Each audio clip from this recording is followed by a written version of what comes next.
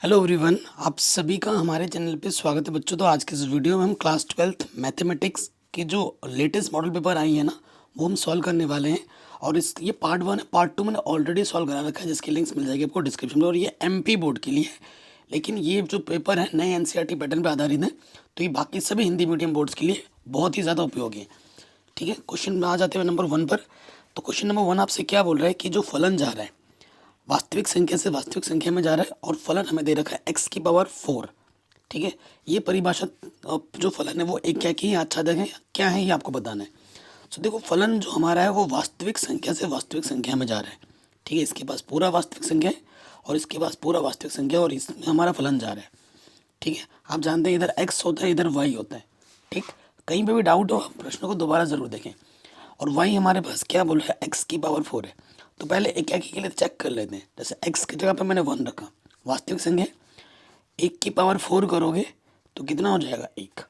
फिर मैंने ले लिया -1, -1 की पावर 4 करोगे कितना हो जाएगा, ये भी आगा एक आ रहा है। तो क्या लगेगा, चूँकि F1 हमें 1 दे रहा है और F-1 भी हमें 1 दे रहा है, दो डिफरेंट आउटपुट आपको सेम, दो डिफरेंट इनपुट आपको सेम आउटपुट दे रहे हैं। ठीक है, इसलिए यह एकाकी तो नहीं होगा। ठीक है, जब दो डिफरेंट इनपुट सेम आउटपुट देते हैं तो यह एकाकी नहीं होता है, एकाकी नहीं है। ठीक है, मैं डिटेल में करा रहा हूँ, कोई शॉर्टकट नहीं है, आपके आंखों के समक्ष कर रहा हूँ। आच्छादित के लिए क्या होता है, आच्छादित के लिए क्या होता है, एफ एक्स को हम वाई मान लेते हैं, तो वाई बराबर हम एक्स की पावर 4 है, तो एक्स का मान हमारे पास क्या आ जाएगा, वाई की पावर 1/4। ठीक है, अब मैं आपको करके दिखाता हूँ।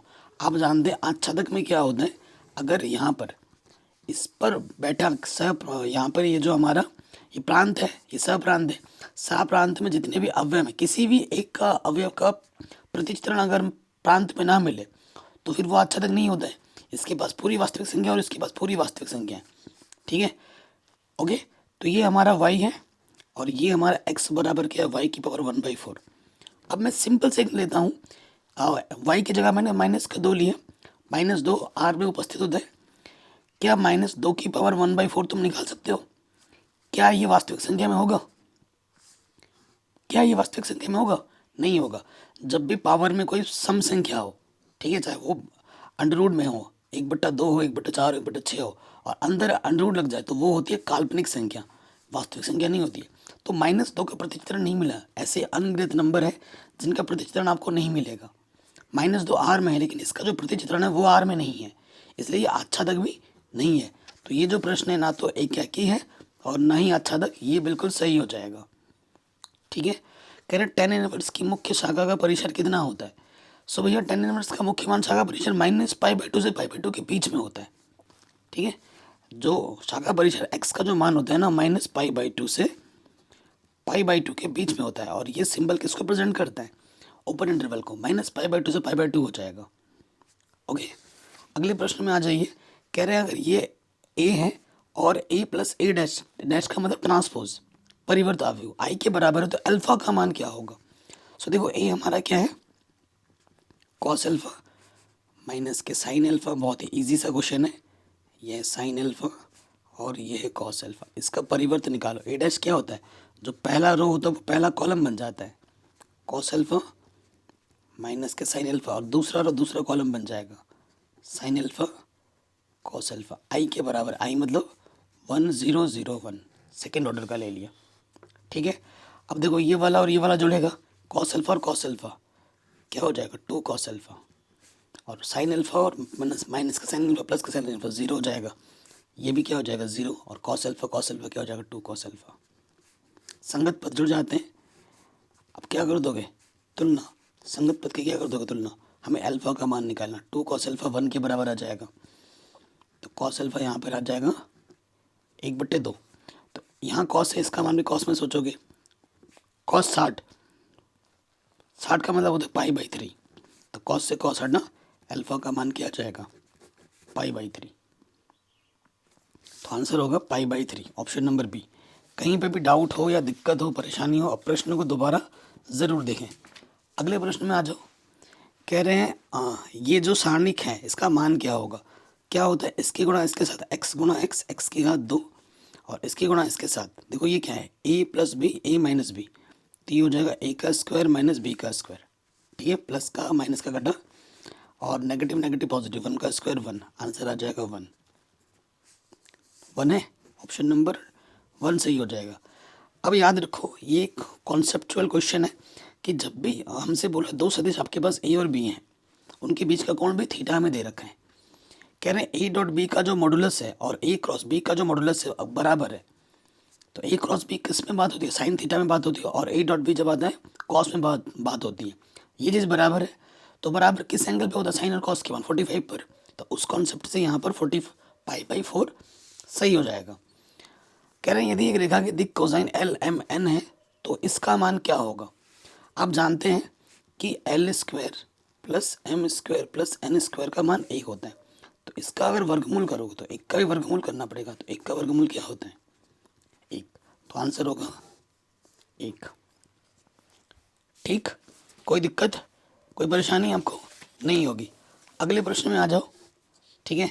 अगला प्रश्न हमें क्या बोल रहे हैं कि यदि समुच्चय ए पर परिभाषित संबंध आर हमें ये दे रखा है ए क्रॉस ए, देखो अगर आपके पास एक ही सेट है, आर हम जानते हैं क्या होता है, सबसेट ये होता है ए क्रॉस ए का, इसी से बन सकता है। और जब पूरा का पूरा आर हम क्या ले रहे हैं, ए क्रॉस ए ले रहे हैं, तो इस संबंध को हम क्या बोलते हैं, यूनिवर्सल, ठीक है, यूनिवर्सल रिलेशन, ठीक है। यूनिवर्सल को हिंदी में क्या बोलते हैं, सार्वत्रिक, सार्वत्रिक संबंध, ठीक है। यहाँ पर हिंदी में क्या लिख दोगे, सार्वत्रिक संबंध। कहीं पे भी डाउट हो ना, प्रश्न को दोबारा जरूर देख लीजिएगा, आराम से बन गया। अगले प्रश्न में आ जाओ, कह रहे हैं इसका मान क्या होगा, इसका मुख्य मान क्या होगा, तो वाई मान लेते हैं, क्या है ये, साइन इनवर्स माइनस की 1/2। आप जानते हैं साइन इनवर्स माइनस का थीटा क्या होता है, माइनस साइन इनवर्स थीटा होता है, तो यहाँ से माइनस सामने आ जाएगा, साइन इनवर्स 1/2।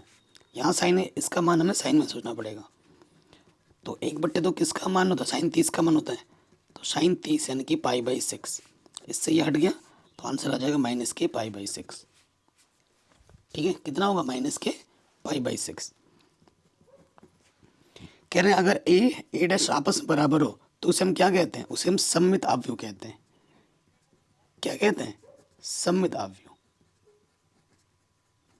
और अगर ए डैश माइनस ए के बराबर आता है तो उसे विषम सममित आव्यूह कहते हैं। अगले प्रश्न में आ जाओ, कह रहे हैं अगर हमारे पास एक वर्ग आव्यूह है जिसकी कोटि 3×3 है और सारणिक ए का मान 5 है, तो एडजॉइंट ए का मान क्या होगा। ठीक है, देखो भाई यहाँ पर एक फॉर्मूला काम देगा। आप एक सूत्र जानते होंगे कि एडजॉइंट ए जो होता है वो क्या होता है, सारणिक ए की पावर n-1 होता है। प्रश्न में जो n दे रखा है 3×3, कोटि हमारे पास 3×3 है, तो n हमारे पास 3 हो जाएगा। और सारणिक ए जो है हमारे पास वो हमें क्या दे रखा है, 5 दे रखा है, तो यहाँ पर मान रख दो 5, n कितना 3-1, तो 5 की पावर 2, सो आ जाएगा आंसर 25। कितना होगा, 25 होगा। ओके, कोई दिक्कत नहीं होगी। आगे बढ़ते हैं, कह रहे हैं साइन √x, ठीक है, साइन √x का अवकलज होना, यानी कि अवकलज करना है। तो देखो y मान लोगे साइन √x घात में आधा होता है, ठीक है। अवकलज करेंगे तो dy/dx। देखो पहले साइन का अवकलज होगा, साइन का अवकलज क्या होता है, cos x, x की जगह पर √x, cos का हो गया। अब एंगल में जो बैठा है उसका अवकलज होगा dy/dx, x की पावर आधा, ठीक है। तो ये हुआ cos √x, ये तो हो चुका है। और ये x के ऊपर n वाला सूत्र रहेगा, n सामने और जो भी उसमें से एक घात कम हो जाती है। सो यहाँ देखो cos √x बट्टे में 2, घात में क्या होता, घात में बचा है माइनस का आधा, माइनस के आधा नीचे आके हो जाएगा प्लस के आधा, और आधे का मतलब होता है √।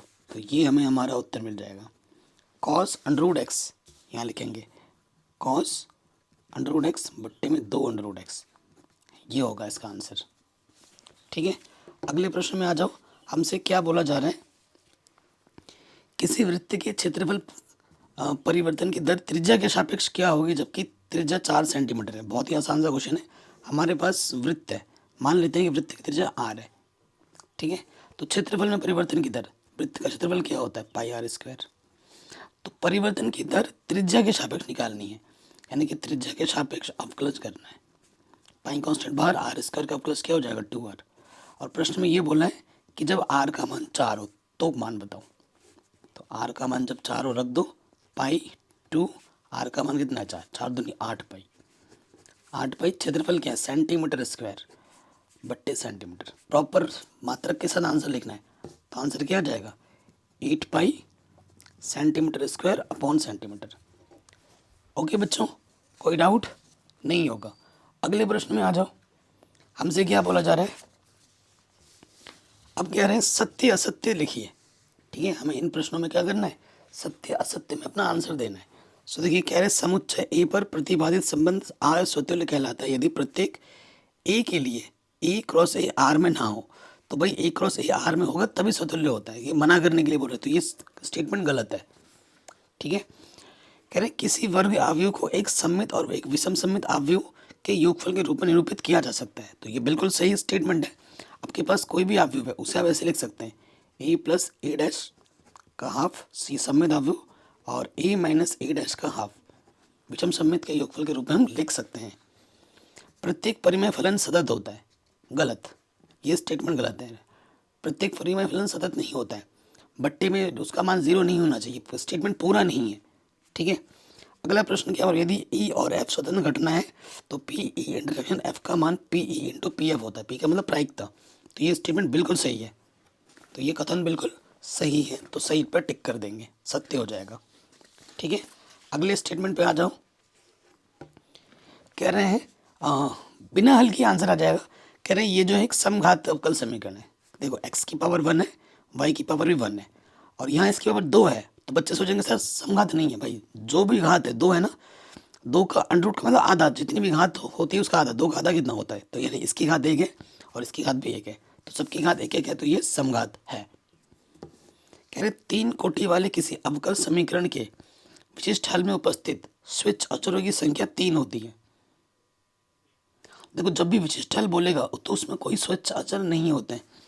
अगर व्यापक हल बोलता तो स्विच अचर 3 होते, लेकिन यहाँ पर विशिष्ट हल बोला है तो विशिष्ट हल में कोई स्विच अचर नहीं होता, तो ये स्टेटमेंट गलत है।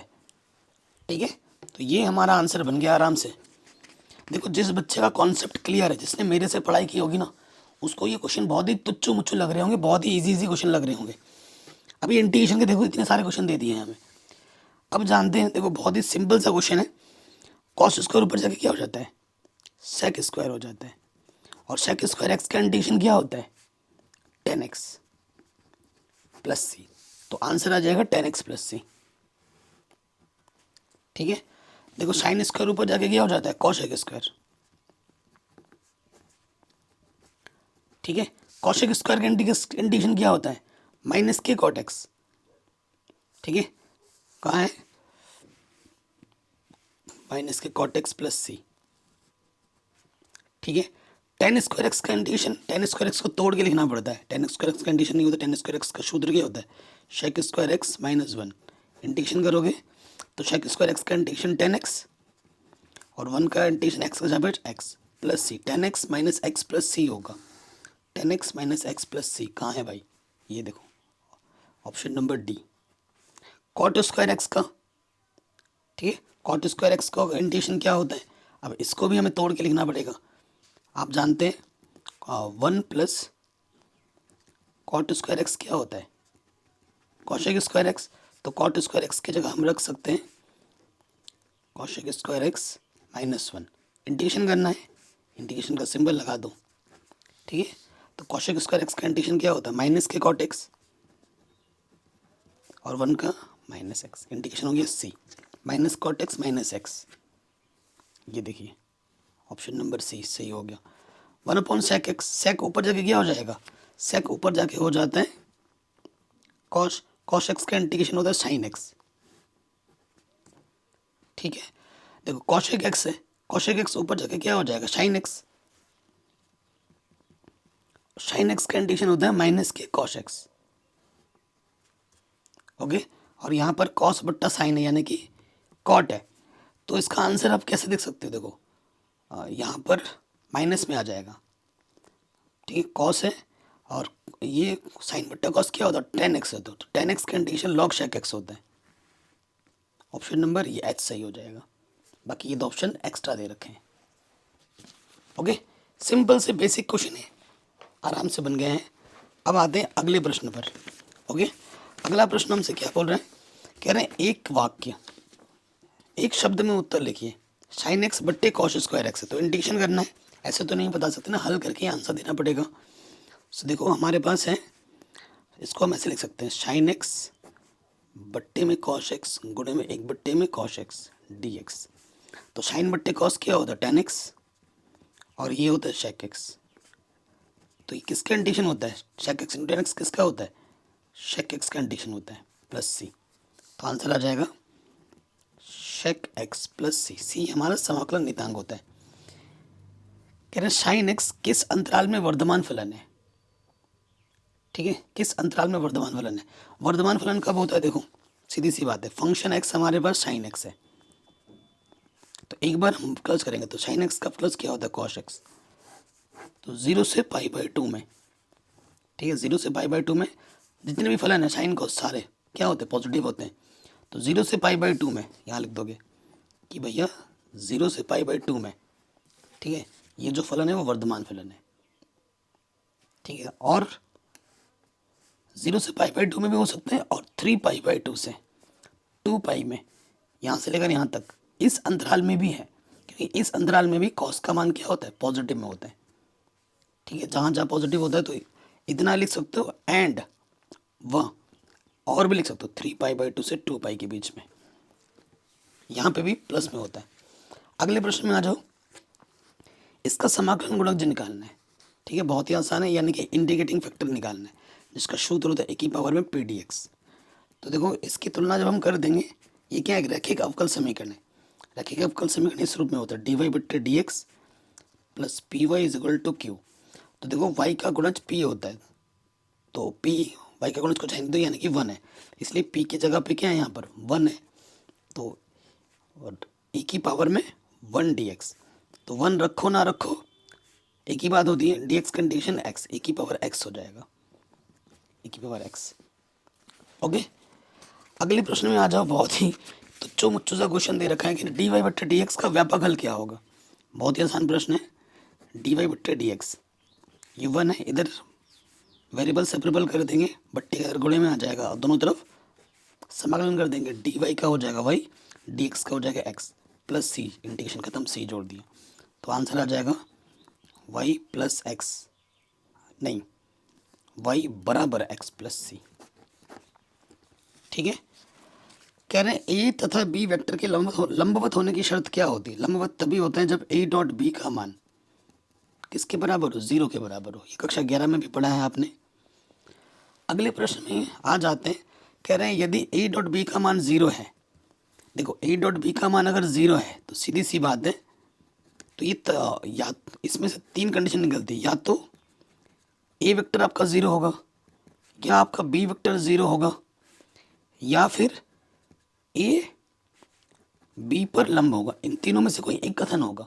अगर ए और vector A dot B vector आपका 0 है, ठीक है, यहाँ तक कोई दिक्कत आपको नहीं होगी।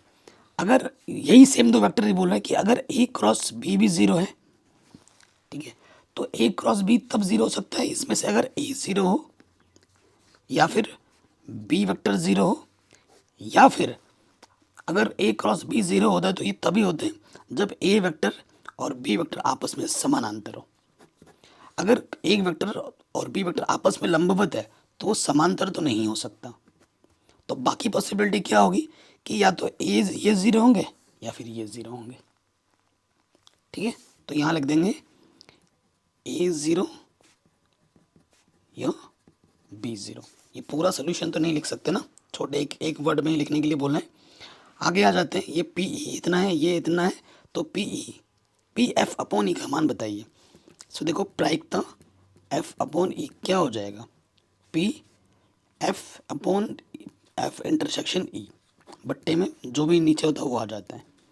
तो एफ इंटरसेक्शन ई लिखो या ई इंटरसेक्शन एफ लिखो, बात एक ही होती है।